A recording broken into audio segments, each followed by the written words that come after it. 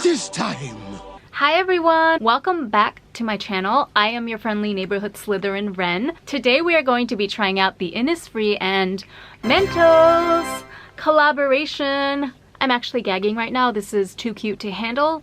I don't remember the last time that I actually had a Mentos. Is it like a mint? It's a candy, right? Is it a mint or a regular candy? I don't even remember. I think they had Mentos in Japan. I think so. But like I said, I don't remember the last time that I ate any, even back in the States where they were plentiful. The handful of times that I did eat them, I feel like they were a little too mild and bland for me. I'm the kind of person that I really need some sort of bite or edge to the candy that I eat. So I'm really into sour, tangy stuff more than anything, and mints are okay since I do like to be conscious of having good breath if I can help it, but I prefer a stronger mint usually. So anyway, I've actually never tried anything from Innisfree other than their skincare products very briefly back in 2014 when I visited Korea. Oh my god, you guys, I don't know if you know, I have been trying to go back to Korea for the past 6 years. Like, you have no idea. For vacation, of course. But yeah, the first time that I went in 2014, it was a really short trip, only 4 days. Korea is only like a 2-hour flight from Tokyo, so theoretically I should have been able to go several times between 2014 and now, but here we are, it's 2020, time flies, and I can't even do it because of COVID. So am I upset? Yes. But there's nothing I can do about it, so I'm going to stop complaining about first world problems right now. But the one thing that I wanted to say is that when I did visit Korea for that brief period of time, I was really moved by the people of Korea, or Seoul in particular, I should say, because I only went to Seoul, one city. I was so moved, like to the point of tears, at the amount of just compassion and friendliness that was shown by everyone to me in Korea. And also, Korean people are freaking amazing because they all spoke like 4 languages. When I went there with my friend, they couldn't really tell where we were from just based on our appearance. So a lot of times when I would go shopping or something, the shopkeepers would try out several different languages on me before they got to English. So if they thought I was Korean, they would speak Korean, and then when that didn't work, they tried Japanese, which actually technically also works, but yeah, and then they also tried Chinese, and finally English. So that's like 4 languages that people just casually be speaking fluently over there. Amazing and inspirational. I don't know what else I could really say. But anyway, let's get a move on with trying out this product. So this is the Innisfree X Mentos No Sebum Mineral Powder. I don't know if it's sebum or sebum. I'm gonna say sebum, even though that might be wrong because sebum sounds kind of weird to me. Yeah, so as I understand the product itself, the No Sebum powder is like a staple product in their line, and this time around it's just the packaging that's limited edition. So I picked up 3, as you can see, and they all have different labels written on them. So this one is melon. It's like a honeydew melon. Then we have peach. And finally, mint. So I'm not sure if these different flavorings are, again, purely just a packaging thing, or if we can actually expect some sort of different shade or scent from each of the different colored compacts. I assume that it wouldn't be flavored or scented or anything like that though, because I don't think the original powder has anything special like that. But in any case, we shall see. We're going to find out together. I'm just going to try out the melon one. This is going to be a truly blind testing video. If I can get this open. Okay, the wrapping is kind of hard to... There we go.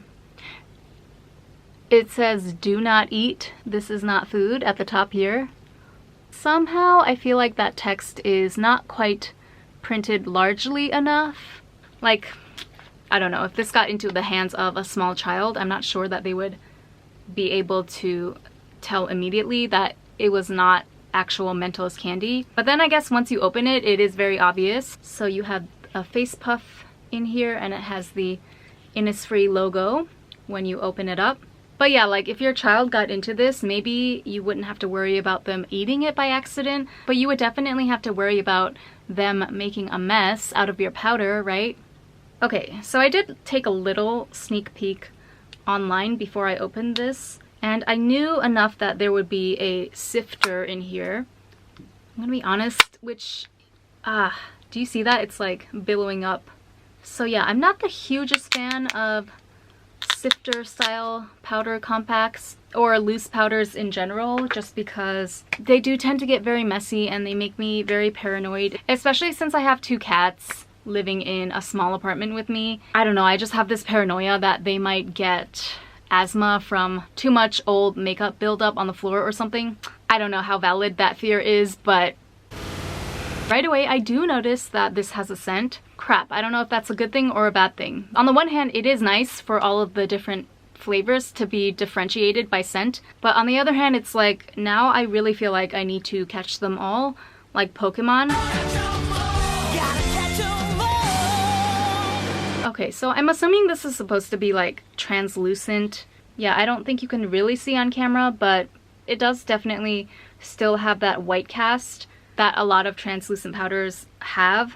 So I'm gonna apply it to the left half of my face. I purposely waited 6+ hours today before filming because I wanted to see if we could paint a really nice contrasting picture here between the half of my face that is powdered down and the other half that I leave bare.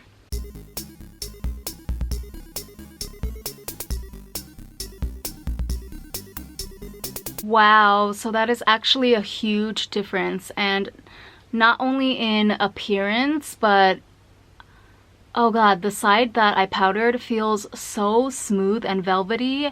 I can't even describe it. So first of all, I think you can see clearly that this side is completely matte. There's no light reflecting off of it, aside from, you know, a natural glow from the ring light.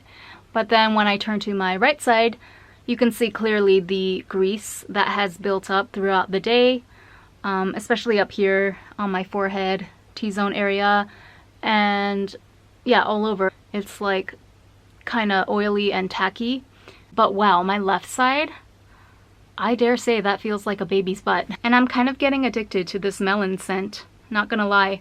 Yeah, so I'm impressed. I can see why this is apparently a cult item. I actually never heard about this powder before until I saw this Mentos packaging. Unfortunately, I've never been really checking for Innisfree like that. I'll be quite honest with you, I've always thought of Innisfree as on the lower end of quality in terms of Korean beauty and stuff, and actually Etude House as well. So Innisfree, Etude House, Nature something, there was another one, Nature Republic, I think. Those 3 brands, I've always seen those as kind of the lower rung of drugstore brands in Korea because, well, first of all, their pricing is the most affordable, so it makes sense that their products are probably not like the best quality. You know, not to say that there's not inexpensive products that can do an amazing job out there, but for the most part, I think you can tell by pricing how the performance is going to be. I also personally just never heard that many rave reviews per se about Innisfree, Nature Republic, and such. Even Tony Moly, I don't think that the quality of their products is that good. I feel like for Tony Moly, the packaging alone draws like cute makeup appreciators, consumers from all over the world, but in terms of the actual performance, I've never heard great things about them. So yeah, this is not to bash any brands. I'm just saying, I'm just trying to explain the scope of my personal experience with some of these K-beauty brands, which is not a lot, clearly, as you can see. And, you know, obviously things have changed a lot in the past few years, so I'm open to trying more products from all of them, especially if they're as affordable as this. This was only 825 yen, including tax. So I can only imagine how much it costs in Korea because usually they mark up the Korean brands here in Japan really high. I can imagine it's probably 500 yen or less if you buy it at the source. What was I saying? Oh yeah, so I guess if you were to ask me what do I consider to be better quality or higher end type of drugstore products from K-Beauty, I would say brands like Clio, Vavimelo, Witch's Pouch, even 16 brand to a certain degree. 16 brand is kind of gimmicky, but some of their stuff is really solid. So I would consider those to be better quality overall than Etude House, Innisfree, Nature Republic, that whole group. But listen, I like to call a spade a spade. This no sebum mineral powder definitely gets my stamp of approval. The only thing that concerns me, like I stated in the beginning, is that it is a loose powder, which means that by nature it's a lot messier and more of a hassle to deal with than a regular, you know, pressed powder compact. There is always the danger that you could tip it over and spill powder everywhere. God forbid you're at work or in public somewhere where it could affect other people. That is like one of my biggest nightmares when it comes to loose powder, which is why I never ever bring loose powder with me on the road. Like I just won't do it. It's just too high risk for me. See, even now I'm trying to be as still as possible and it's already flying loose everywhere. Yeah, it is what it is. That's always going to be a pain point with me. But listen, this ish works. Wow. What did I say before? My skin feels like a baby's butt? Like for real though. I also forgot to add that it's very lightweight and airy feeling on the face, and it almost has sort of a cooling effect when you first apply it, which is really nice. You may have noticed that I put on like 500 layers in this video, but even so, it all blended into my skin seamlessly, and overall it was just a really beautiful application and really comfortable powder. Yeah, in conclusion, I'm very happy with my purchase. The fruity scent is also a really nice touch. It's not overbearing. Once the powder is really soaked onto your skin, you can't really smell it anymore after that, so you don't have to worry about a strong perfume smell lingering on your face the entire day. That's all I have to say about that. I'm gonna give these two away to friends. This is actually making me want to go out and buy a pack of Mentos now. Freaking marketing. Okay, thank you so much for watching. I will see you in my next video. Bye!